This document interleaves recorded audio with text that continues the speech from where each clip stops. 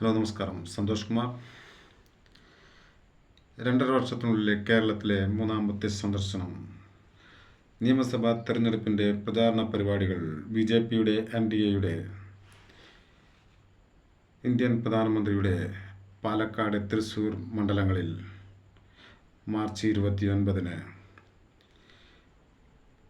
April 4-ാം തീയതി കേരളത്തിൽ പ്രധാനമന്ത്രി നരേന്ദ്രമോദി വീണ്ടും പ്രചാരണ പരിപാടികൾക്കായി എത്തുന്നു.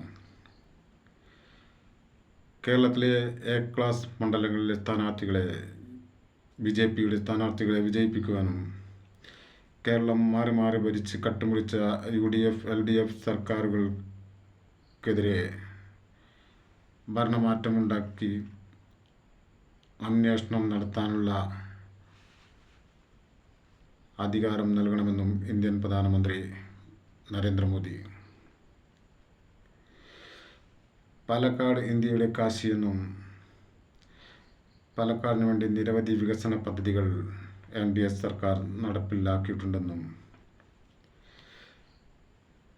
LDF സർക്കാർ കേരളത്തിൽ കിഫ്ബി വഴി 1,00,000 കോടികൾ മുകളിൽ ചെലവഴിച്ച് പദ്ധതികൾ നടപ്പിലാക്കിയിട്ടുണ്ടെന്ന് കേരള മുഖ്യമന്ത്രി പിണറായി വിജയനും റോഡുകൾ, പാലങ്ങൾ, തുരങ്കങ്ങൾ, ഗ്യാസ് പൈപ്പ് ലൈൻ പദ്ധതി. 2021-ൽ മത്സരിച്ച സ്ഥാനാർത്ഥികൾ 950-ന് മുകളിൽ. 2026-ൽ മത്സരാർത്ഥികളുടെ എണ്ണം 890.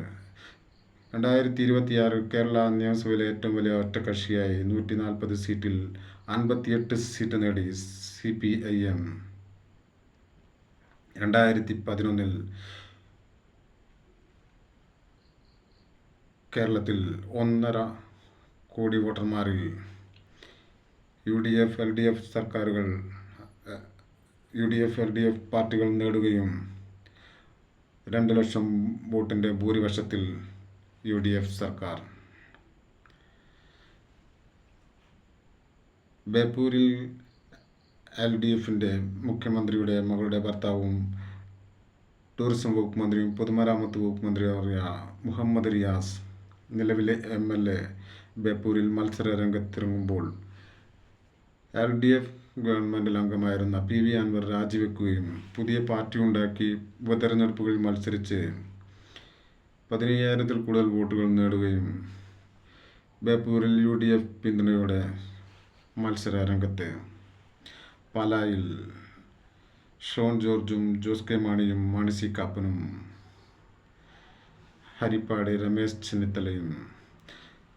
കാസർഗോഡ് മണ്ഡലത്തിൽ K സുരേന്ദ്രൻ BJPയുടെ സ്ഥാനാർത്ഥി വിജയിച്ചാൽ മണ്ഡലത്തിലെ വീടില്ലാത്തവർക്ക് 3 മാസത്തിനുള്ളിൽ വീട് നൽകുമെന്ന് തിരുവനന്തപുരം കോർപ്പറേഷൻ മേയറും.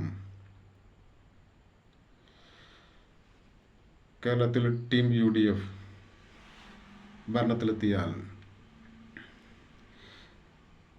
വനിതകൾക്ക് KSRTC യാത്ര സൗജന്യമാക്കുമെന്നും 25 ലക്ഷം രൂപയുടെ ഇൻഷുറൻസ് നൽകുമെന്നും പെൻഷൻ 3,000 രൂപയായി ഉയർത്തുമെന്നും.